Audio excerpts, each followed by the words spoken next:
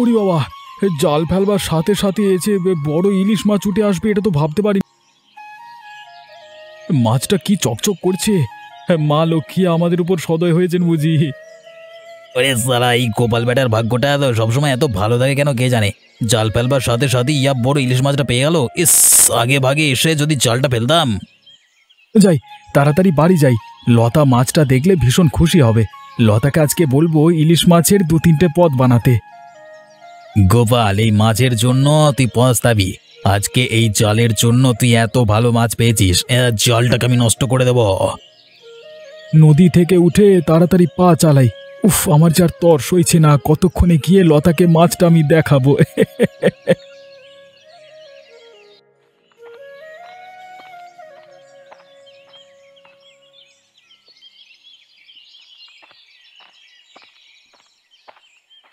এই দেখো লতা, তোমার জন্য কি নিয়ে এসেছি। কি এমন নিয়ে এসেছো দেখাও দেখি তো। তোমার জন্য নদী থেকে সকাল সকাল বড় সড়ো একটা ইলিশ মাছ এনেছি, দেখো। ও মা, কত বড় ইলিশ মাছটা! আজ তো তাহলে জমিয়ে ভুড়ি বোঝ হবে। আরে অনেকদিন ধরে ইলিশ মাছের পাতুরি খেতে ইচ্ছে করছে। আজকে তাই ইলিশ মাছের পাতুরিটা বানাও না লতা। আচ্ছা, তুমি যাও স্নান করে আসো, আমি মাছটা কেটে কুটে রান্না বসাচ্ছি। কি ভালো গন্ধ ছেড়েছে গো, তোমার হাতের জাদু আছে বলতে হবে।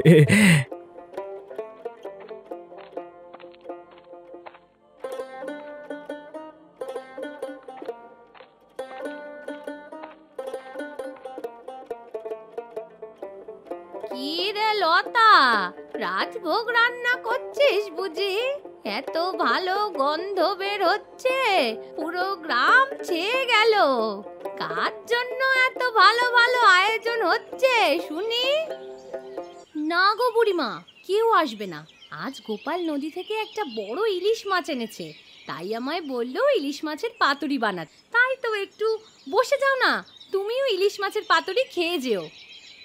তা বেশ বেশ, তোরা তো আবার বড় লোক মানুষ, আজ পাতুরি কাল চিংড়ি, তোদের তো চলতেই থাকে। আমাদের মতো গরিবদের মুখে কি আর ওইসব সুস্বাদু রান্না কখনো জুটেছে? তোমার এই এক একটা বাজে স্বভাব, যেই দেখেছো একটা ভালো কিছু রান্না করেছি টিপ্পনি কাটতে চলে এসেছো। প্রত্যেকটা দিন কোথায় এত সুস্বাদু খাবার খাওয়া হয় বলো তো? আজ গোপাল মাছটা পেয়েছে তাই রান্না করছি, না হলে তো সেই শাক সেদ্ধই খেতে হয়। কি হলো তোর? দুটো মাছ খাওয়াবি নাকি কথা শুনিয়েই বাড়ি পাঠিয়ে দিবি?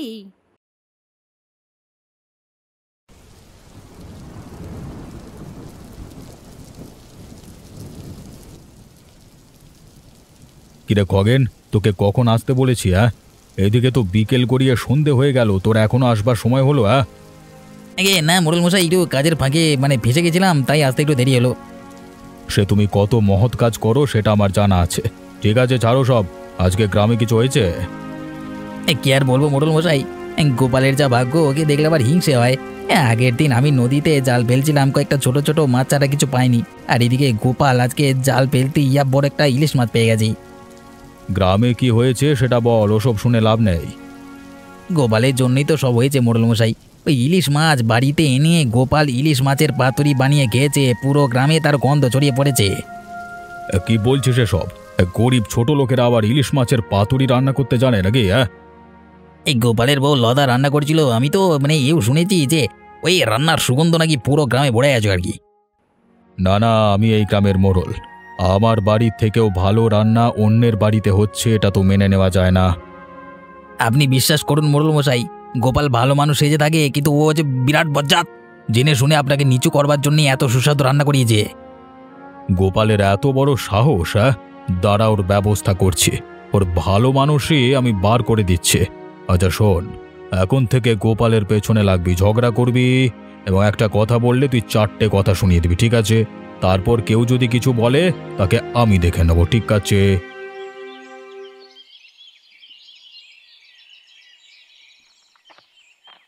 কি একটা গোপাল আসছে না? দাঁড়া, আজকে বেটা গোপাল ভালো রকমের কথা শোনাবো, চল তো দেখি।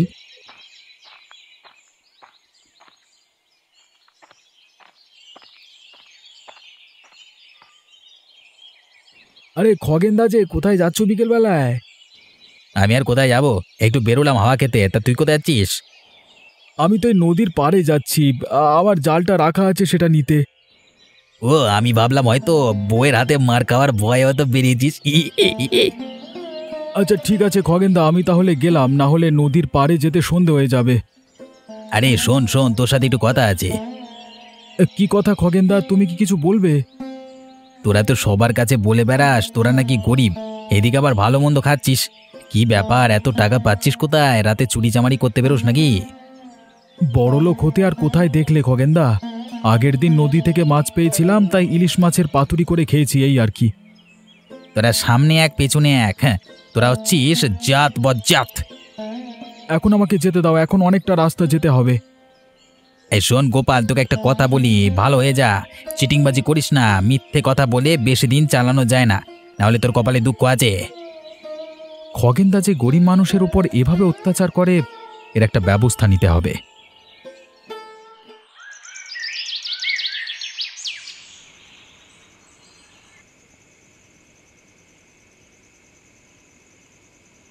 কিরে গোপাল, বাড়ি আছিস?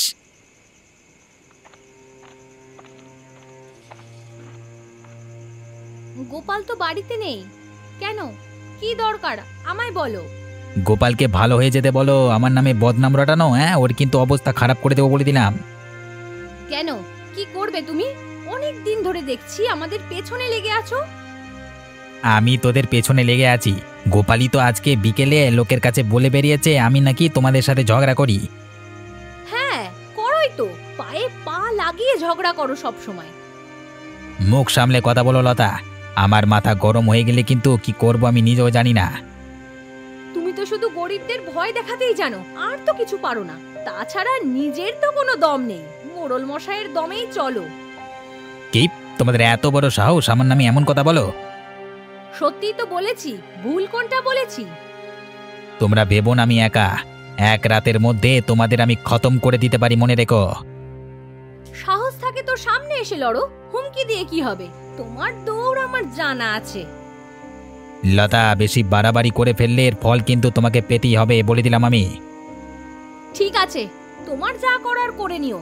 যাও এখান থেকে, বেরিয়ে যাও আমার বাড়ি থেকে। এই অপমানের বদলা আমি সুদে আসলে নিয়ে ছাড়বো, আর তোমাদের কি করে খতম করতে হয় সেটা আমিও দেখছি।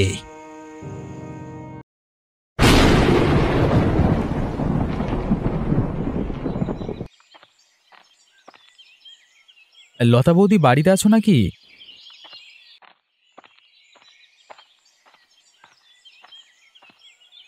আরে পলাশ যে, কেমন আছিস? আয় আয়, ভেতরে আয়। গোপালদা কোথায়? গোপালদাকে তো দেখছি না। গোপাল তো পাশের ঘরেই আছে, তুই বস, এক্ষুনি আসছে।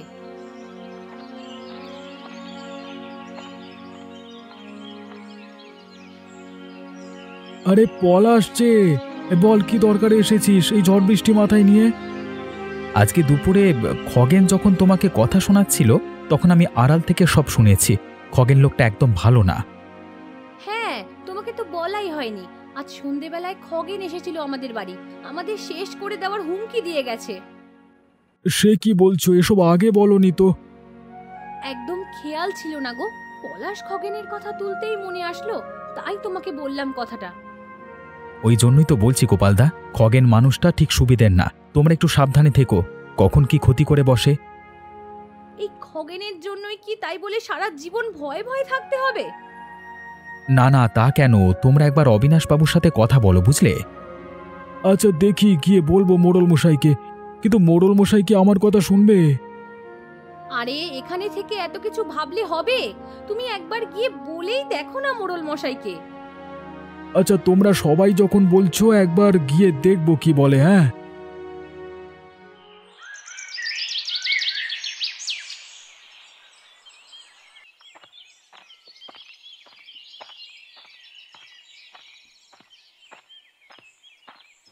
এত বছর তো হয়ে গেল, এখনো রান্না শিখলি না? গরম তেলের মধ্যে কেউ কোনোদিন জল দেয়? আমি খেয়াল করিনি মা, ভুল করে ফেলেছি। তোমার এই ভুল তো আমার সংসার ছন্ন ছাড়া করে দেবে, টাকা ইনকাম করতে তো আর গায়ে লাগে না, তাই না? সেটা বলেছি আমি একবারও, ভুল করে জলটা দিয়ে ফেলেছি, বললাম তো। তোমার দ্বারা কিছুই হয় না, শুধু অনিষ্ট করতে পারো। এমন চুপ করে দাঁড়িয়ে থাকলে কি সব হয়ে যাবে? একটা কথা জিজ্ঞেস করছি, তার তো উত্তর দিতে হয় নাকি? কিভাবে সংসার চলে? রান্না করতে জানো না, খাবার দিতে জানো না, জানোটা কি তুমি? আমি তো চেষ্টা করছি মা, সবকিছু গুছিয়ে চলার। তোমার এই চেষ্টা আর কতদিন চলবে শুনি? এভাবে চলতে থাকলে তো আমার সংসারটাই ভেসে যাবে। বিয়ে হয়েছে কত বছর হয়েছে, এখনো চেষ্টাই করে চলেছো। এই কথাটা বলতে একটু লজ্জা লাগে না তোমার? আজকের ভাতটা খেয়ে দেখবেন, খুব ভালো হয়েছে, কোনো সমস্যা হয়নি। তুমি কি ভেবেছো তোমার এই বাজে খাবার আমি খাবো? খেয়ে তারপরে শরীর খারাপ করবে, তুমি তো এটাই চাও। কাজবাজ করার কায়দা দেখলেই গা জ্বলে যায়, একটা কাজ বললে করতে পারবে না। কি করতে হবে মা বলুন না, করে দিচ্ছি আমি। তোমার আর আমার কোনো কাজ করে উদ্ধার করতে হবে না, যাও নিজের কাজ করো গে, যাও।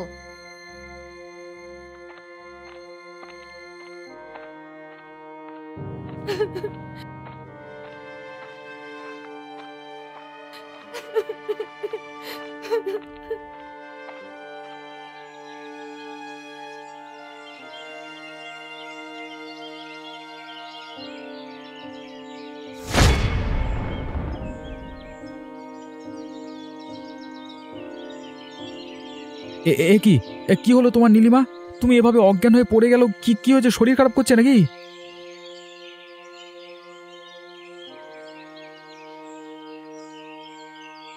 তুই কি কিছুই বুঝতে পারছিস না পলাশ?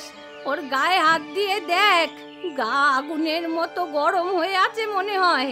জ্বর এসেছে, জ্বরের জন্যই মাথা ঘুরে পড়ে গেছে। তাহলে এখন কি করি? কোথায় যাব? কাকে ডাকবো? হঠাৎ করেই তো কাজ করতে করতে পড়ে গেল, কিছুই তো বুঝতে পারছি না। জ্বর হলে আগের থেকে বলতে পারতো। ঠিক আছে, যা হবার হয়ে গেছে, এখন কি করব সেটা ভাবো। পলাশ, তোর বাবা কোথায়? এখনই ডাকতে হবে তাকে। জানি না বাবা কোথায়, আমি এখন যাই, ডাক্তার ডাকতে হবে। আচ্ছা ঠিক আছে, তাড়াতাড়ি ডাক্তারকে ডেকে নিয়ে আয়, আমি ততক্ষণ এদিকে দেখছি। আর শোন, তোর বাবাকে দেখলে ডেকে দিস। আচ্ছা ঠিক আছে, তুমি নীলিমাকে চোখে চোখে রেখো, আমি তাড়াতাড়ি ডাক্তার নিয়ে আসছি। হ্যাঁ, তুই আর কথা বাড়াস না, তাড়াতাড়ি যা, আমি এখানে আছি, বললাম তো কিছু হবে না।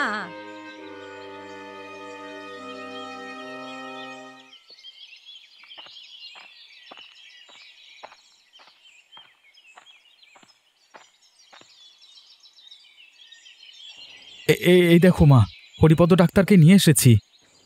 এত দেরি হলো কেন তোর ডাক্তার নিয়ে আসতে? হরিপদ ডাক্তার তো পাশের গ্রামে গেছিল রোগী দেখতে, তাই দেরি হলো। কিন্তু নীলিমা কোথায়? তুমি যে বাইরে বসে আছো। তোর বউয়ের জ্ঞান ফিরেছিল, তোর বউকে ধরে ঘরে নিয়ে গিয়ে শুয়ে দিয়েছি, এখন শুয়ে আছে সে। ঠিক আছে, চলুন ডাক্তারবাবু, নীলিমাকে আপনি একবার দেখুন।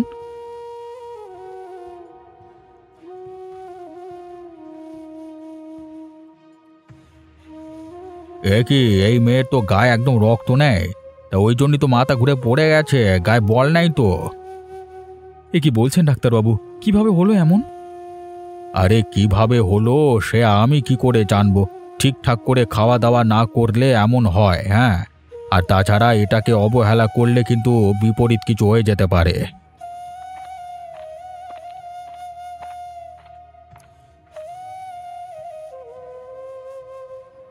আমি তো সারাদিনই বলি খাওয়া দাওয়া ঠিকঠাক করে করতে, কিন্তু কে কার কথা শোনে?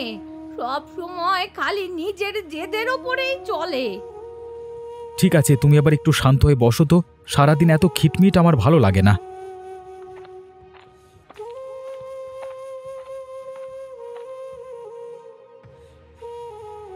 ঠিক আছে, নীলিমাকে আমরা কদিনের জন্য আমাদের বাড়িতে নিয়ে গিয়ে রাখছি, তুমি কি বলো? তুমি যেটা ভালো করে বুঝবে করো, আমাকে বলবার কি আছে? কেন, আমাদের বাড়ি কি আদর যত্নের অভাব আছে নাকি যে তোদের বাড়ি নিয়ে যেতে হবে? না না, তেমন কিছু না বুড়িমা, আমাদের বাড়িতে কদিন থাকলে একটু সুস্থ হলে আবার দিয়ে যাব। সেই এখন তো আমার বয়স হয়ে গেছে, আমার কথা তো কেউ শুনবে না। ঠিক আছে, পলাশ আছে, ওর সাথে কথা বলে দেখ ও কি বলে।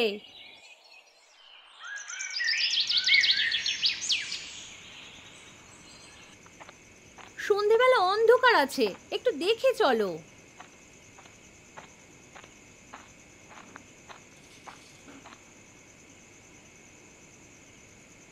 হ্যাঁ হ্যাঁ, নীলিমাকে খাটের উপর বসাও। শোনো নীলিমা, মন খারাপ করে থাকতে হবে না। তুমি সব সময় জানবে যে আমরা তোমার আপনজন। যা হবার হয়ে গেছে, এখন কিছুদিন তুমি আমাদের এখানেই থেকো, কেমন? এমনি মেয়েটার শরীর খারাপ, তুমি আর কথা বলো না তো। এই নীলিমা, তোমার কি খিদে পেয়েছে নাকি গো?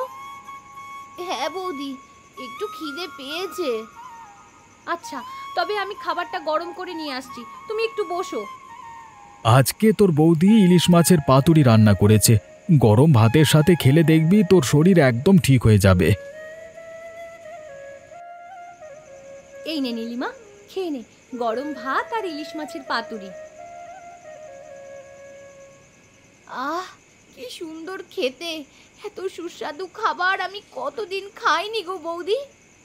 ঠিক আছে, এত কথা বলতে হবে না, তুমি তাড়াতাড়ি খাও তো। আমার জন্য তোমাদের আবার কত সমস্যা হয়ে গেল লতা বৌদি। ওর সমস্যা কিসের? তুই আমার বোনের মতো, আমার কোনো অসুবিধা নেই। তুমি এখানে থাকলে আমার বরঞ্চ ভালোই লাগবে। হ্যাঁ, সেই দরদ করে নীলিমাকে এখানে নিয়ে এসেছে। এখন সারা রাত আমার ওই বাইরের উঠানে কাটাতে হবে। আর কি, লতারও কাণ্ডজ্ঞান বলিহারি। নীলিমা, তুমি তাড়াতাড়ি খেয়ে দিয়ে ঘুমিয়ে পড়ো, দেখবে কালকের মধ্যেই তুমি ভালো হয়ে গেছো। ঠিক বলেছিলে বৌদি, আস্তে আস্তে একটু বল পাচ্ছি শরীরে। ওরে, আমার কথা শুনলে লাভ বই কি লোকসান হবে না।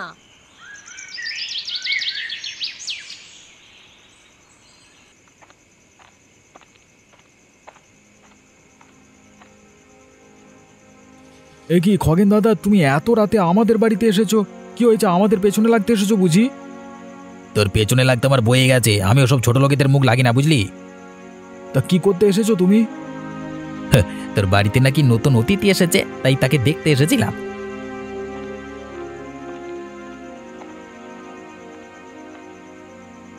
ওমা, এই কি ঘরের ভেতর তো একদম চাঁদের হাট বসেছে। দেখা হয়ে গিয়েছে তো এবার যাও, যাও এখান থেকে। তা হ্যাঁ রে গোপাল, তোর বউ মানুষটা তো ভালো না, সারাদিন খালি সবার সাথে খারাপ ব্যবহার করে। খেতে টেতে দিস না নাকি, সবসময় মাথা খারাপ করে থাকে? হ্যাঁ, যেমন কুকুর তার তেমন মুগুরের মতোই ব্যবহার করা উচিত। খবরটা মনে হয় তুমি জানো না খগেনদা। এই গোপাল, তোর উপর দুঃখ হয় রে, আবার হাসিও পায়। তুই কিভাবে সংসার করছিস সেরকম মুখরা ডাইনির সাথে? মুখ সামলে কথা বলো খগেনদা, না হলে দেখেছো তো ওখানে শিলনোড়া রাখা আছে, মেরে তোমার মুখ ভেঙে দেবো আমি। দেখলি দেখলি গোপাল, তোর বউ কেমন হুমকি দিচ্ছে আমাকে। তুমি এমন হুমকি খাওয়ার কাজ করো, সারাদিন সবাইকে এমন অপমান করো, তাই হুমকি তো খেতেই হবে তোমাকে খগেনদা। তোদের মতো ছোট লোকেদের সাথে দেখা করতে আসাটাই ভুল হয়ে গেছে। তা দেখা করতে কি আসতে বলেছে তোমাকে? এই কোনো কাজ তো পারো না, সারাদিন শাশুড়ির কাছে তো গালাগালি শোনো, তাতেও তোমার শিক্ষা হয় না, আবার আমার ব্যাপারে এসেছো কথা বলতে যত সব। এই খগেনকে ভালো রকম শিক্ষা দিতে হবে। একদম ঠিক বলেছো, এমন শিক্ষা দিতে হবে। মন থেকে আমি তোমার পাশে আছি বৌদি।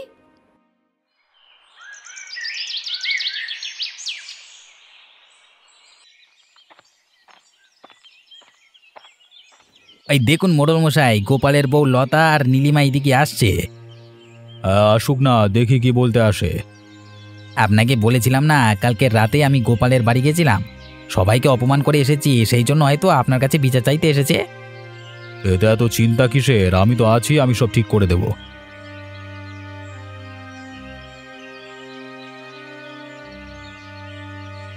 মোড়ল মশাই, আপনার এই চেলা খগেন কি কি করে বেড়াচ্ছে, আপনি কি কোনো খবর রাখেন না?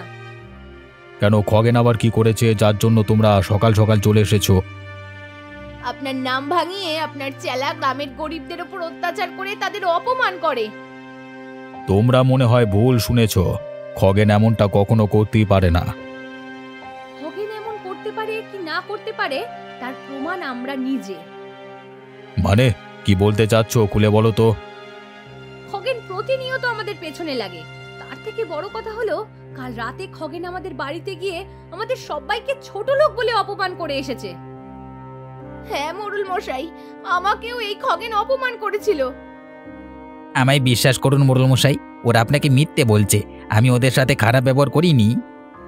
তুই ওদের সাথে দুর্ব্যবহার না করলে ওরা কি এমনি এসেছে তোর নামে অভিযোগ জানাতে? এ কি মোড়ল মশাই, আপনি তো আমাকে গোপালের পেছনে লাগবার কথা বলেছিলেন। তোর জন্য আজকে আমার মুখটা ডুবলো জানোয়ার কোথাকার। আমাকে ক্ষমা করে দিন, আমি আর কখনো গরিব মানুষদের উপর অপমান করব না। আমাকেও ক্ষমা করে দাও, আমিও আর কখনো গরিব মানুষদের অত্যাচার করব না, ক্ষমা করে দাও।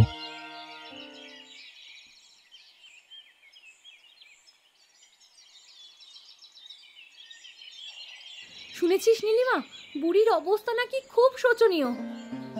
কেন গো, কি হয়েছে ওনার? বুড়ি নাকি কলপারে পড়ে গিয়ে পা ভেঙে ফেলেছে। বুড়িকে এখন দেখবার কেউ নেই। তাই নাকি? তাহলে চলো একদিন তুমি আর আমি গিয়ে বুড়িকে দেখে আসি। ঠিক আছে, তাহলে আজ বিকেলেই চল।